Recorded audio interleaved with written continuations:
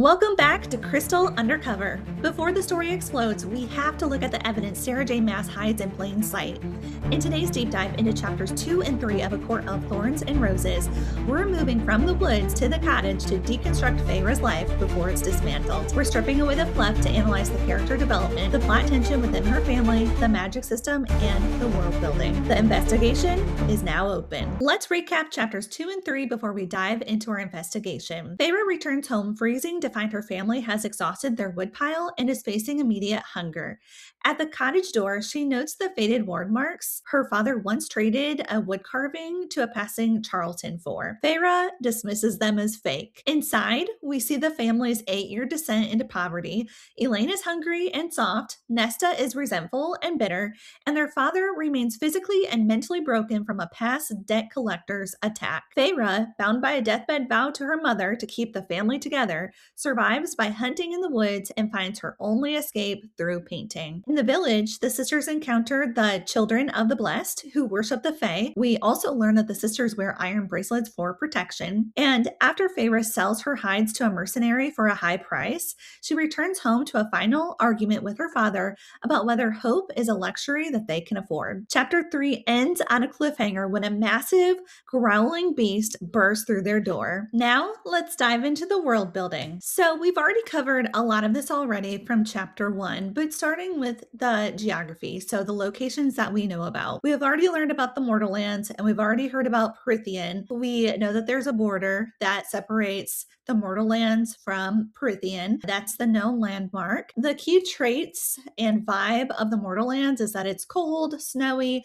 and has a sense of constant hunger. And Prythian, at least how the humans perceive it, is that it's terrifying and forbidden.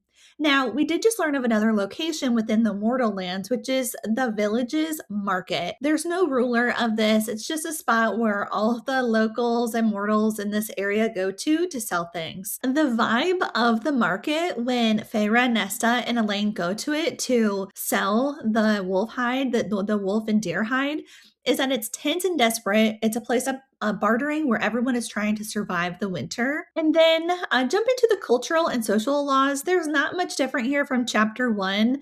These are the same, so I'm not really going to talk about that. And then lastly, the species and beings. We already know about this wolf that Feyre shoots. But in chapter 3, the chapter ends with this enormous growing shape that roars, that busts into their house. And that's all we know about this. So I did want to note that here as something that we want to watch. SJM is a master at making a fantasy world feel massive without ever slowing down the story with a history lesson. To see how she does it, we're breaking her strategy down into 3 different areas: immersion, lore and history, and society and stakes. SJM uses a sensory evidence, aka the immersion, to make Feyre's world feel immediate. In the village, she doesn't just describe a market, she anchors us with the rare, sharp scents of spices and sugar. These luxury smells stand out because they contrast so sharply against the bleak and grim reality of the girls' daily lives. The lesson: anchor through the senses. Don't just describe a room, describe how it feels on the skin or smells in the air, using a specific luxury sense like the smell of cinnamon in a starving village highlights the world's scarcity better than any paragraph of exposition. Next, we have lore and history. Look at the faded ward markings on Feyre's door. Instead of a prologue about the war, we get a story about her father trading a wood carving for magic protection. And it shows us a world where humans are so desperate and afraid that they cling to nonsense, wards, and worlds that they don't even believe in fully. The lesson here: show the iceberg. Give your reader a physical object with a history. A small detail, like a fake protective spell on a door, tells the reader everything they need to know about the power imbalance and fear in your world without stopping the plot. Finally, we look at the society and stakes.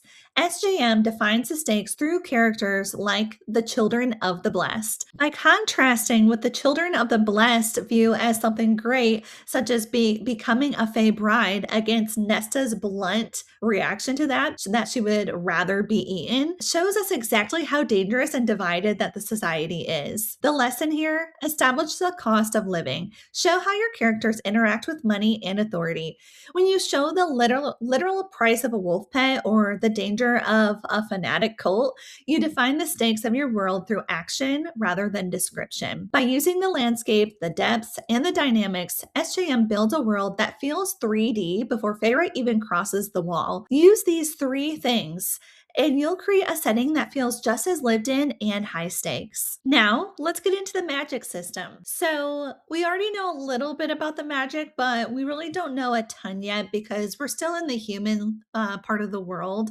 So, there's only a couple things that we've learned about so far. So, last time we talked about the ash arrow that is basically used, it's the only thing that can kill a fae, apparently. Now, we did learn about two other things during chapters 2 and 3. There is iron protections. Who can use that? Basically, humans can, as far as we know so far. So Feyre, Nesta, and Elaine are all wearing iron bracelets. And what's kind of funny about that is that Feyre seems to think some of these things are kind of fake and doesn't fully believe them. And yet she still wears her iron bracelet. The cost and limit to this is the belief. Does it actually work? And then the known rules is that it is believed to repel fae, but it doesn't stop them from using brute force. And then we also learned about the ward marks. So who uses it? So far we know that Feyre's family uses it. They've got those ward marks that are edged all around their doorway. The cost and limit of the ward marks is that they only work if the fae is lesser or if the magic is strong enough to actually confuse them. Known rules: it's blinding. They are etched to hide the inhabitants from the fae eyes. And then the threshold rule: they must be placed on the door frame or windows to guard the entry points. Let's look at SJM's magic system writing techniques. In these early chapters, we don't actually see magic performed, but SJM is already building the rules of the game. We're categorizing these into three areas. So we've got rules and tolls, belief and lore, and artifacts and biology. So SJM establishes that magic isn't free. We see this through the ward markings on the door that Feyre's father had to trade for. The lesson here: establish a price tag. By showing how much humans will trade for even a hint of protection, you make the real magic feel incredibly valuable and dangerous once it finally happens. Next, look at the Children of the Blessed. SJM builds the mythology of magic through gossip and religion. Some see the fae as gods. Feyre sees them as predators. The lesson here: build the legend before the spell. When your characters disagree on what magic is, it makes a world feel ancient and layered. And lastly, we see the iron bracelets the sisters wear. The lesson here: give magic a physical weakness. By introducing a material that counteracts power, you ground the fantasy in reality and give your underdog characters a fighting chance. So these are some examples of how you can make your magic system feel real before you even get into the weeds of the magic system. Now let's dive into our characters. So we've got 4 character profiles, and we've already talked about Feyre, so we won't really dive into the details of Feyre's because not much has changed. However, I did put in red font the things that have changed about Feyre that we have learned more about in chapters 2 and 3. So as far as her weapon/magical items go, we now know that she wears an iron bracelet. And then also under known family, we learn about her deceased mom as well. So then we also learn more about Nesta, her oldest sister, in chapters 2 and 3. So we know that Nesta's human. She lives in the Mortarlands. She lives with Feyre. Her condition is wretched, bitter. She resents the family's loss of fortune and her father's perceived weakness. Her role is, she's the oldest sister. She's described as a queen without a throne due to her personality. Her natural skills/talents, I put here her direct communication. While we don't really know if this is a talent or necessarily a skill right now, we do know that it could be something worth watching in the future. She obviously doesn't have any magical abilities. Magical items: she's got the iron bracelet. Her known family is Feyre, Elaine, her dad, and her deceased mother. Her friends, potentially Claire Better, and this goes in line with her love interest, Thomas Mandray. So So I think in the chapters, Claire is talking about how Thomas might propose to Nesta. So that's a topic of conversation between the sisters. Enemies, rivals. I would say Feyre is her rival. They don't get along. And then also her dad. She resents her dad quite a bit. Threads would be poverty, starvation, and also the Fae. Then we also have two other characters we've learned about. So we've got the other sister, Elaine. She's the middle sister. She's also human, lives in the mortal lands, lives with her sisters. Her condition, she's not as cruel like Nesta, but she does lack a grasp on the reality of their survival and is also very hungry like everybody else. Again, she's the middle sister and her talents are gardening and seeing the beauty in things. She, of course, does not have any magical abilities. Weapons, magical items. She's got the iron bracelet, just like her sisters. Again, family the same as Nesta. Friends, we don't know of any friends yet. We don't know of any love interests. We don't know of any enemies or rivals. And then again, the threats again are the starvation and Fae. And then we also learn more about their dad. So we don't know his name. We do know he's human. He obviously lives in the same house in their cottage. His condition, he is physically disabled with a limp. He is emotionally beaten down and he's passive. He rarely leaves the house. His role is a father. He's their father and also a former merchant. His natural talents are wood carving. He doesn't have any magical abilities. The ward markings around the cottage door are the only weapons that he technically has, since I'm assuming he owns the house. Known family, we know about all of them already. No friends. He's got a deceased wife. Enemies, rivals. I did put Nesta and Feyre since they both seem to be the ones that really have the resentment. And of course, the creditors.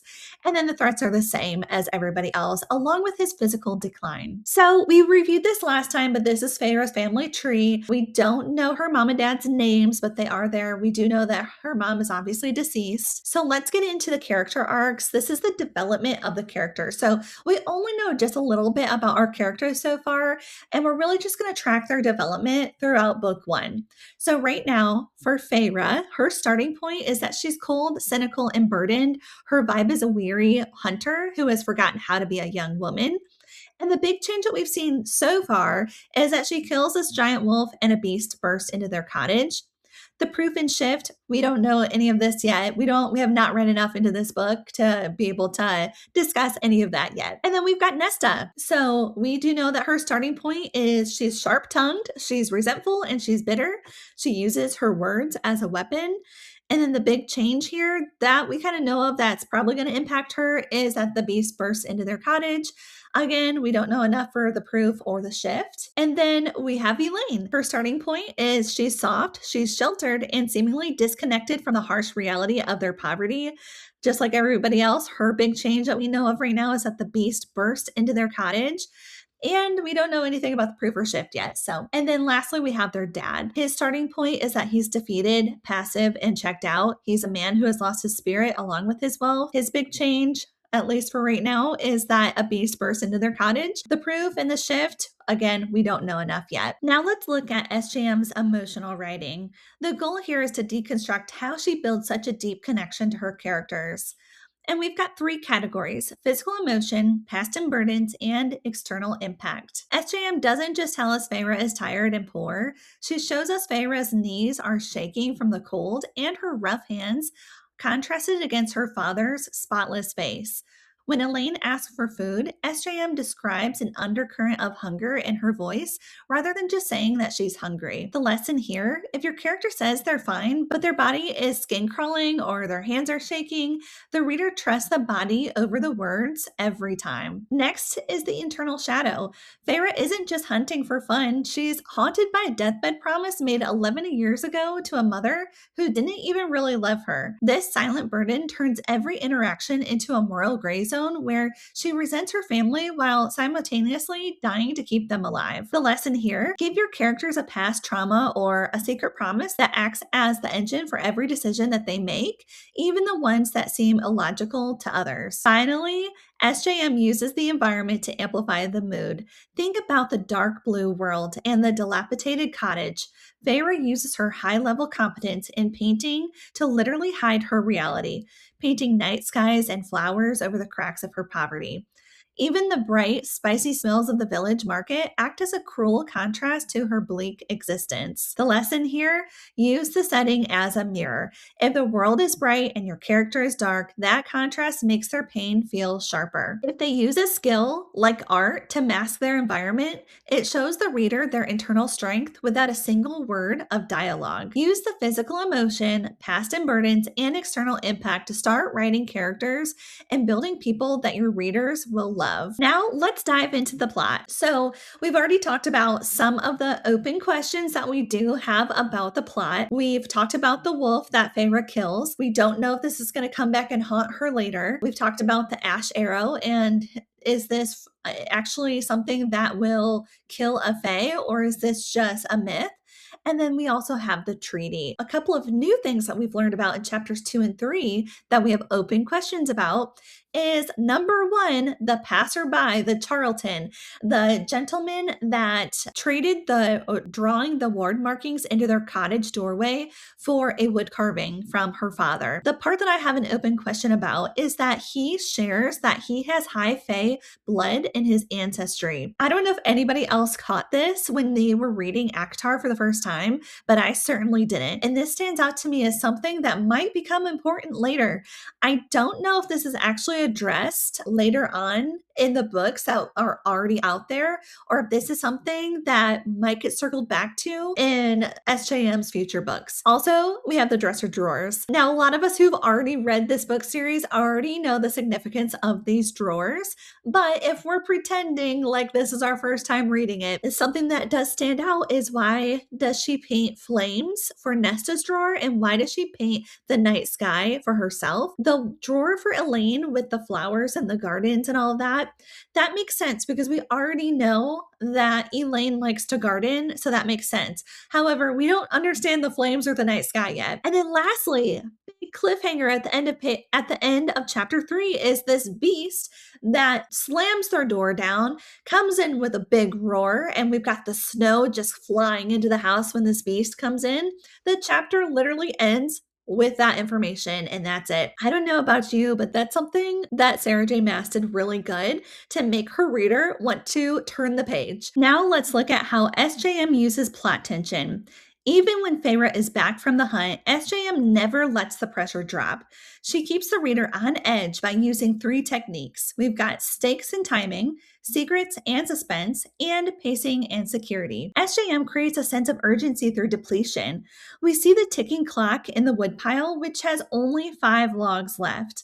The escalating stakes are established when we learn the family has been in poverty for 8 years and is now at a breaking point where they're going to starve if Feyre does not find something in the woods that very night. Even the faded ward markings act as an environmental foreshadowing that their current protection is failing. The lesson here: make the resources dwindle. Tension doesn't always need a ticking bomb. It can be a woodpile that is running out or a stomach that's growling. When the reader can't count how many days of survival are left, the tension becomes a physical weight. The domestic tension of the family argument is instantly shattered by a roar, bursting snow, and a growling shape in the doorway. The false security of the cottage is physically destroyed in just seconds. The lesson here: don't just end a chapter, end a status quo. By physically breaking the safe space, aka their cottage, you force the reader into the next chapter because the character's world has fundamentally changed. Also, SJM utilizes a false sense of security through Feyre's father's neatly trimmed beard and his spotless face, which masks the wretchedness of their actual situation. The pacing shift occurs when the tension of the deadly eerie woods is replaced by the domestic tension of the cottage. The security of being home is proven false by Nesta's ridicule and the looming threat of her marrying a man that Feyre does not trust. The lesson here: no place is safe. Even when your character escapes a big danger, the woods, immediately introduce a small or domestic danger, such as financial ruin, bad marriages, etc. By shifting the type of tension rather than removing it entirely, you keep the reader hooked through the slower chapters. SJM proves that tension isn't just about action scenes, it's about the quiet dread of what comes next. Use these and your readers won't be able to put the book down even during the quiet chapters. This wraps up our deep dive into the hidden layers of chapters 2 and 3. We've unmasked the tensions and the tactical shifts, but the trail doesn't end here. If you thought those secrets were buried deep, just wait until we crack open chapter 4, because everything that we think we know about the stakes is about to level up. I'm Crystal Undercover, signing off.